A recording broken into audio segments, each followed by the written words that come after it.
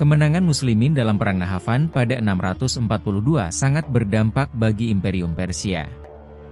Kerajaan itu tidak lagi berdaya menghadapi serangan-serangan dari luar. Apalagi, para pemimpinnya terlalu sibuk bertikai satu sama lain. Keruntuhan negeri yang pernah menjadi adidaya berbilang abad lamanya tinggal menunggu waktu saja. Khalifah Umar bin Khattab merasa yakin, inilah saat yang tepat bagi kaum muslimin untuk menaklukkan Persia. Kala itu, dataran tinggi Iran terbagi ke dalam 3 wilayah besar, yakni Azerbaijan di utara, Isfahan di tengah, dan Fars di selatan. Sang Amirul Mukminin memutuskan target pertamanya adalah Isfahan. Dengan menguasai pusat kerajaan Persia, syiar Islam diharapkan akan semakin mudah tersebar ke seluruh negeri tersebut. Kaisar Yezgard III mendirikan benteng pertahanan di Merv, Khurasan, kini sekitar kota Meri, Turkmenistan. Raja Persia itu tidak sanggup menyaingi kekuatan militer Islam. Penyebab utamanya bukanlah kurangnya amunisi atau sedikitnya jumlah tentara, melainkan tiadanya persatuan yang kokoh. Pasukan yang ada cenderung terpecah belah. Kebanyakan jenderal Persia seperti memiliki agenda masing-masing. Kepatuhan terhadap raja selaku panglima tertinggi nyaris tidak terasa. Umar mengangkat Khalid bin Walid sebagai pemimpin misi penaklukan Persia.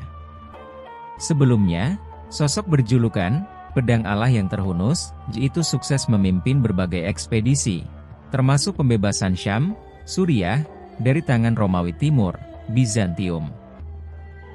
Kabar pengangkatan Khalid semakin mencemaskan Yezgard.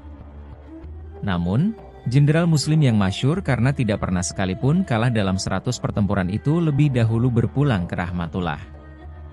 Ibnu Walid wafat dengan tenang pada 642 di Homs, Suriah, sumber lain mengatakan, Madinah. Abdullah bin Utsman kemudian diangkat sebagai komandan pasukan muslim yang hendak menyerang Isfahan. Sementara itu, Nu'aim, saudara Nu'man bin Mukarrin, memimpin pasukan untuk merebut kembali Hamadan, lalu ke Rey. Setelah berhasil menguasai Rey, Nu'aim bergerak ke utara, menuju daerah pesisir selatan Laut Kaspia. Dari Bahrain, Al-Ala bin Al-Hadrami melancarkan serangan untuk menduduki Fars. Misi yang disusun Al-Ala tanpa sepengetahuan Khalifah Umar itu berakhir kegagalan. Amirul Mukminin kemudian menunjuk Sa'ad bin Abi Waqqas untuk menggantikan Al-Ala. Umar juga mengutus Utbah bin Ghazwan dan pasukannya untuk membantu bala tentara yang telanjur diterjunkan Al-Ala dan masih bertahan di sekitar pantai Fars. Maka, secara garis besar Persia benar-benar terkepung dari 3 penjuru sekaligus, utara, tengah, dan selatan. Pada 651, Umar mengizinkan pasukan muslimin untuk memulai misi merebut Khurasan, benteng terakhir Raja Yezgard. Pasukan Islam itu dipimpin Ahnaf bin Qais. Selain Merv, kota-kota penting di provinsi tersebut adalah Herat, Nishapur, dan Balkh. Ahnaf dan pasukannya memasuki Herat dari Tabasin. Kota tersebut berhasil dikuasainya tanpa perlawanan yang berarti. Target selanjutnya adalah Nishapur, yang juga dapat direbutnya dari tangan Persia. Pasukan muslimin semakin mendekati Merv. Yezgard berencana melarikan diri ke Merv-Rus, sebuah kota di dekatnya. Ahnaf tentunya tidak akan membiarkan Raja Persia itu kabur. Cepat-cepat ia bertolak ke Balkh. Beberapa waktu kemudian, pasukan muslimin tiba di Merv-Rus, dan menunggu bala bantuan dari Kufah. Setelah itu, bala tentara Islam berangkat lagi. Kali ini, tujuannya adalah Balkh untuk mengepung kekuatan terakhir sang kaisar Persia di kota dekat perbatasan Persia-Taharistan itu.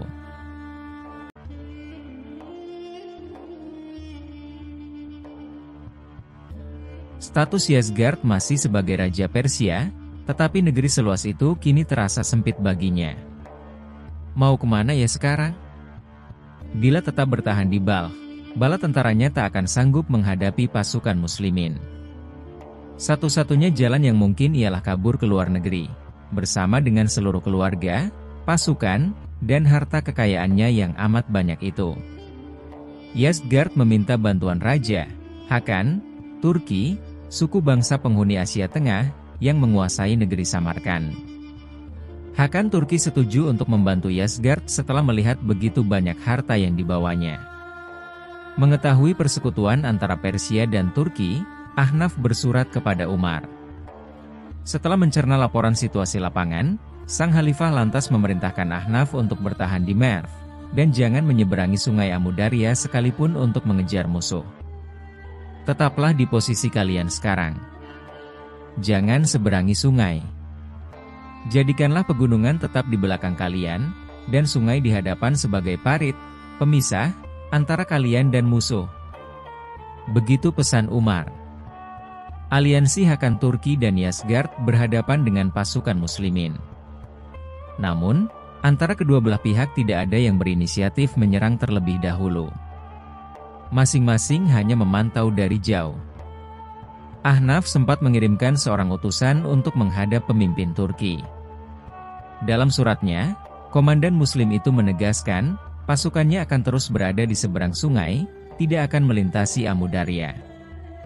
Hakan Turki menerjunkan sejumlah mata-mata untuk menyusup hingga ke sisi lain sungai.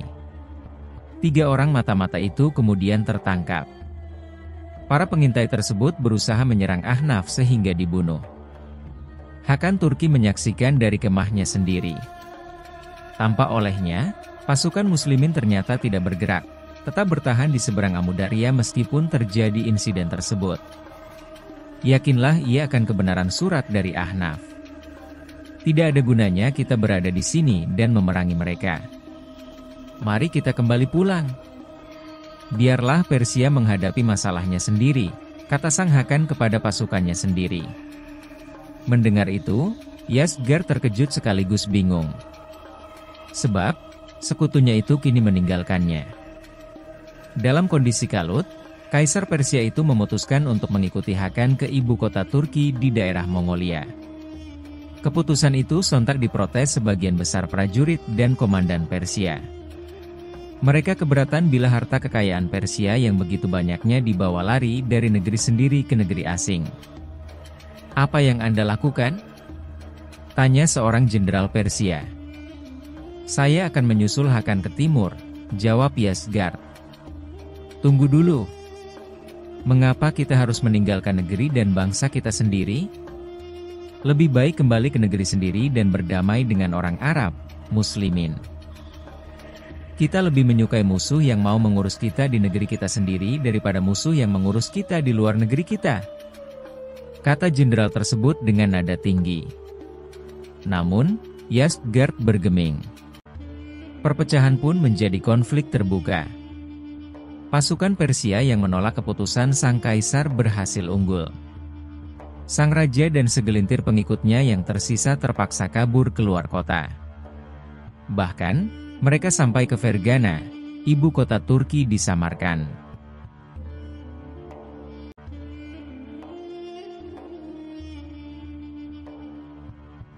Orang-orang Persia yang memberontak kepada Yasgard lantas bertolak ke barat.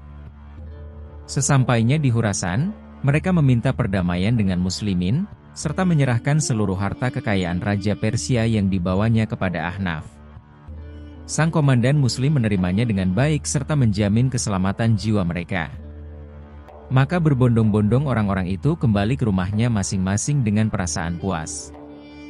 Ahnaf menulis laporan kepada Amirul Mukminin di Madinah. Tidak hanya mengabarkan kemenangan muslimin, tetapi juga mengirimkan 1/5 dari total harta rampasan perang yang diperolehnya. Setelah membaca laporan tersebut, Umar berpidato di hadapan halayak, Allah telah menghancurkan Raja Majusi itu dan mencerai-beraikan mereka. Sekarang, tak ada sejengkal tanah pun milik mereka yang akan membahayakan muslimin. Meskipun berhasil lolos dari kepungan pasukan Islam, nasib Yasgard tetap berakhir nahas. Ia memang mendapatkan suaka politik dari Hakan Turki, tetapi Raja Majusi ini hidup terlunta-lunta di negeri orang. Kondisinya amat jauh berbeda dengan masa lalu, ketika dirinya bergelimang harta dan kekuasaan. Yasgard terus bertahan hidup hingga tampuk kekhalifahan beralih dari Umar ke Utsman bin Affan. Pada masa Khalifah Utsman, pemberontakan sempat terjadi di Khurasan. Yasgard sangat gembira mendengar kabar itu. Dirinya bersiap untuk pergi ke sana. Namun, kerusuhan tersebut dapat diatasi dengan cepat oleh pemerintahan Islam. Lama-kelamaan, para pendukung Yasgard tidak lagi mempercayainya, apalagi menghormatinya. Lelaki itu sekarang tak ubahnya seseorang yang bangkrut, dilucuti dari semua kekuasaan dan kekayaan. Para simpatisan satu persatu meninggalkannya seorang diri. Kini, kemana lagi dia akan berlindung? Bumi terasa sempit baginya. Sementara itu, pihak muslimin sudah menyebarkan mata-mata dari Persia untuk membawanya ke Madinah sebagai tawanan perang. Mengetahui informasi tersebut, Yasgard panik. Ia bersembunyi di sebuah pabrik penggilingan di tepi sungai. Si pemilik pabrik ternyata mengetahui bahwa yang berlindung di sana adalah seorang buronan yang lama dicari-cari penguasa. Malam harinya, ia pun diam-diam mendekati bangsawan Persia itu dan memancungnya. Kepala Yasgard lalu dibawanya ke Merv sebagai barang bukti untuk mengambil hadiah.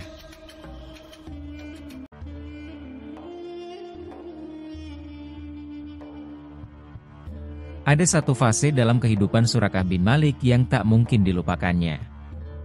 Dahulu, ia masih kafir sehingga berupaya membunuh Nabi Muhammad. Saat itu, Rasulullah dalam perjalanan hijrah bersama Abu Bakar As-Siddiq. Surakah berhasil menemukan Nabi Muhammad yang sedang berdiri seorang diri di padang pasir.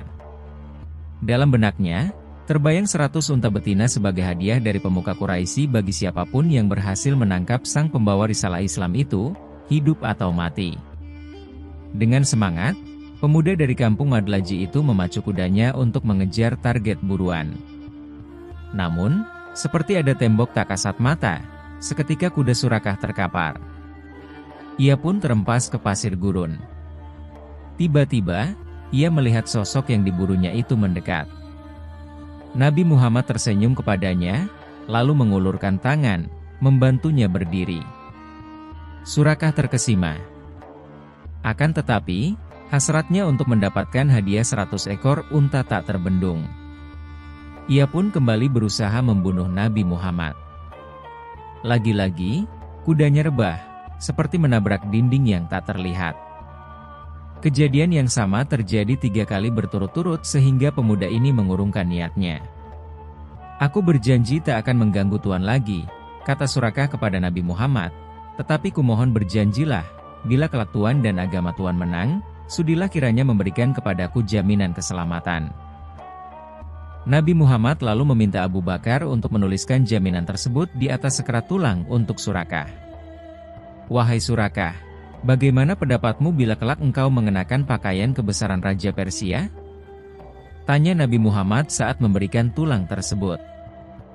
Yang ditanya terperangah. Persia adalah sebuah kerajaan besar. Bagaimana mungkin dirinya yang hanya seorang pemuda dusun bisa memakai baju Raja Persia?